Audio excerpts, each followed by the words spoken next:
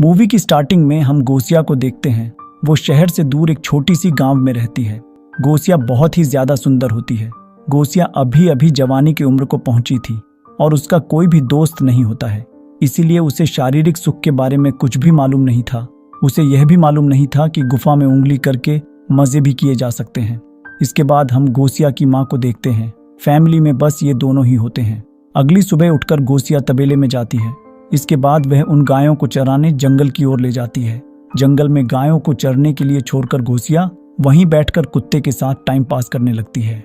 इसके बाद वह अपने सारे कपड़े उतारकर पास के ही एक झील में नहाने लगती है। लेकिन अचानक उसे यह एहसास होता है जैसे कोई छुपकर उसे देख रहा हो। इधर उधर देखने पे जब उसे कोई भी नहीं मिलता तो वो सोचती है शायद ये उसका वहम होगा। इसके बाद गोसिया वहीं पर लेटकर खुले आसमानों का मजा लेने लगती है, लेकिन तभी उसके ऊपर किसी की परछाई दिखाई देती है। गोसिया ने भी परछाई को महसूस कर लिया था। इसी एहसास के कारण वो रात में ठीक से सो भी नहीं पाती। उसकी माँ उसे देर रात तक जागता देख उसे ऐसा करने की वजह पूछती है, लेकिन गोसिया अपनी माँ को ठीक से जवाब नहीं देती क्योंकि वो अपने शरीर में होने वाले बदलाव को लेकर परेशान थी और ये बात अपनी माँ को बताने में उसे शर्म आ रही थी। अगले दिन भी गोसिया अपने गायों को लेकर जंगल में जाती है और वहीं बैठकर फूल से अपने चेहरे को सहलाने लगती है, लेकिन तभी उसे दूर में एक इंसान दिखाई देता है। वो आदमी जंगल में पेंटिंग बना रहा था। उस आदमी को देखकर गोसिया काफी हैरान होती है। फिर वो उसके पास जाकर उससे बातें करने लगती है। वो आदमी गोसिया को अपने पास बैठाकर अपनी बनाई हुई पेंटिंग दिखाता है। उन पेंटिंग को देखकर गोसिया और भी हैरान हो जाती है क्योंकि यह पेंटिंग गोसिया की ही थी और इन सारी पेंटिंग में गोसिया के बदन में एक भी कपड़ा नहीं था। अपनी नंगी तस्वीर देखकर गोसिया वहीं पर बेहोश हो जाती है। वो आदमी पानी पिलाकर गोसिया को होश में लाता है। होश में आने के बाद वो गोसिया से पूछता है, क्या तुम यहीं पे रहती हो? इस पर गोसिया ने हाँ में जवाब देती है। इसके बाद दोनों वहां पे काफी बातें करते हैं। बातों ही बातों में गोसिया उस आदमी से उसका पता पूछती है। वो आदमी कहता है, मेरा कोई ठिकाना नहीं है, मैं यहाँ वहाँ घूमकर तस्वीरें बनाता हूँ और मुझे जो भी जगह पसंद आती है मैं वहीं पे जाकर रहने लगता हूँ। ये कहते हुए वो गोसिया के करीब आया और उसके बदन को छूने लगता है। उस आदमी का ऐसे छूना गोसिया को अच्छा तो लगा था, लेकिन वो शर्माकर वहां से भाग जाती है। घर आने के बाद भी गोसिया उसी आदमी के ख्यालों में खोई हुई थी और वो उससे दोबारा मिलना चाहती थी। वो उसके उसी टच को महसूस करना चाहती थी। अगले दिन गोसिया फिर से उसी जगह पे जाती है और अपने कपड़ों को नीचे करके वहीं पे बैठ जाती है क्योंकि वो चाहती थी वो आदमी उसे फिर से टच करे। लेकिन वो आदमी गोसिया को कहीं पर दिखाई नहीं देता है। लेकिन थोड़ी ही देर बाद गोसिया को उस आदमी की आवाज सुनाई देता है। आवाज सुनकर गोसिया उस आदमी के पास पहुंच जाती है। वो आदमी झाड़ियों में बैठकर तस्वीर बना रहा था। गोसिया के पास आने पर वो गोसिया से कहता है, मैंने देख लिया था तुम मुझे ढूंढ रही थी और इसलिए मैंने तुम्हें आवाज लगाया था। यह कहते हुए वो गोसिया को तस्वीर दिखाता है। उन पेंटिंग को देखकर गोसिया को बहुत अच्छा लगता है। फिर गोसिया उससे पूछती है, तुम बस मेरी ही तस्वीर क्यों बनाते हो और वो भी बिना कपड़ों की? यह सुनकर वो आदमी गोसिया से कहता है, तुम बहुत खूबसूरत हो, तुम्हारा चेहरा, तुम्हारा बदन और तुम्हारे हाथ भी बहुत सुंदर हैं। इसके बाद वह गोसिया से कहता है, क्या तुम जानती हो तुम्हारा जवान शरीर तुमसे क्या चाहता है? इस पर गोसिया कहती है, नहीं, मैं इन सब के बारे में कुछ भी नहीं जानती। ये सुनकर वो आदमी गोसिया को उसी की एक तस्वीर दिखाता है। इस तस्वीर में गोसिया के बदन पे एक भी कपड़ा नहीं था। ये तस्वीर गोसिया को बहुत पसंद आती है। वो कहती हैं, मुझे हमेशा से लगता था जैसे कोई छुपकर मुझे देख रहा हो, क्या वो तुम ही थे? इस पर वो आदमी हाँ में जवाब देता है। इसके बाद वो गोसिया से अपने सारे कपड़े उतारने के लिए कहता है। ये सुनने के बाद गोसिया अपने सारे कपड़े उतार देती है। फिर वो आदमी गोसिया को पीछे से छूना शुरू करता है और छूते हुए उसके आगे तक पहुंच जाता है। इसके बाद वो धीरे धीरे अपने हाथ को गोसिया के टांगों के बीच में ले जाता है और वह वहां पे सहलाने लगता है। ये चीज गोसिया को बहुत ही अच्छी लगती है। इसके बाद वह आदमी अपनी उंगलियों को गोसिया की गुफा में डाल देता है।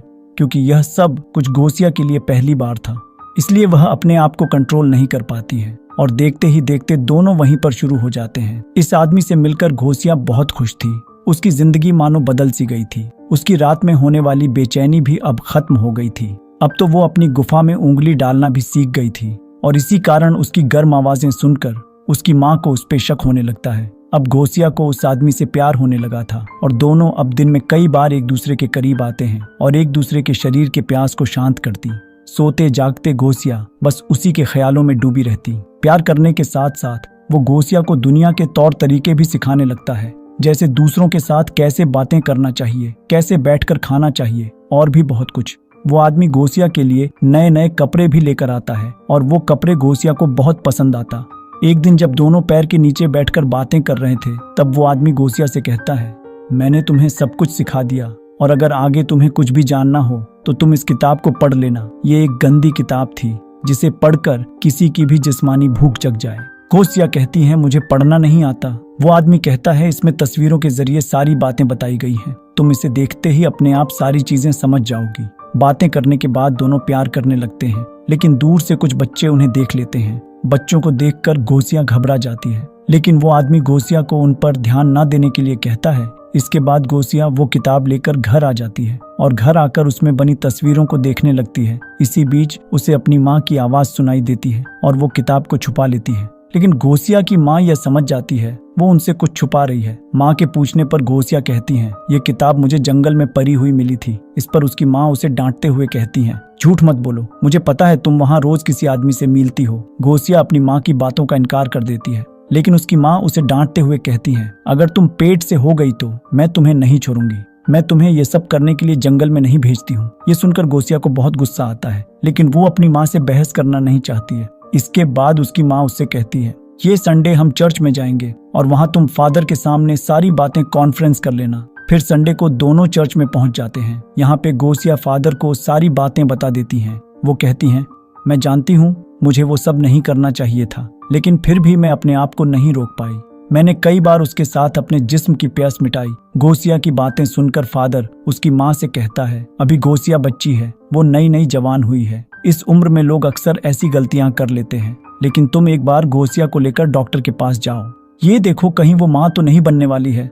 फादर की बातें मानकर गोसिया की माँ उसे डॉक्टर के पास ले आती है। चेक करने के बाद डॉक्टर गोसिया की माँ से जो कहता है उसे सुनकर गोसिया की माँ के साथ साथ आप सब भी हैरान हो जाएंगे। डॉक्टर गोसिया की माँ से कहता है, गोसिया अभी वर्जिन है और उसने किसी के साथ शारीरिक संबंध नहीं बनाया है, मतलब गोसिया को अभी तक किसी ने टच भी नहीं किया था। लेकिन गोसिया ने जो इतना सब कुछ किया था तो फिर आखिर वो क्या था। उसी रात जब गोसिया अपने घर पर सो रही थी तब वो आदमी गोसिया के पास आता है और चूमकर उसे नींद से जगाता है। उसे देखकर गोसिया उससे कहती है, मैं चाहती हूँ तुम हमेशा मेरे पास रहो। ये सुनकर वो आदमी कहता है, मैं यही हूँ, मैं तुम्हें छोड़कर कहीं नहीं जा रहा। और यह कहते हुए वो आदमी गायब हो जाता है। दरअसल उस अनजान आदमी जैसा कुछ भी नहीं था। ये सब तो गोसिया की कल्पना था। हमने जो कुछ भी अब तक देखा वो सब कुछ गोसिया के दिमाग का खेल था। गोसिया नई नई जवान हुई थी और इस कारण उसके बदन में भूख जाग रही थी और अकेली होने की वजह से वो इस तरह की कल्पनाएं करने लगी। और इसी के साथ ये मूवी यहीं पे खत्म हो जाती है।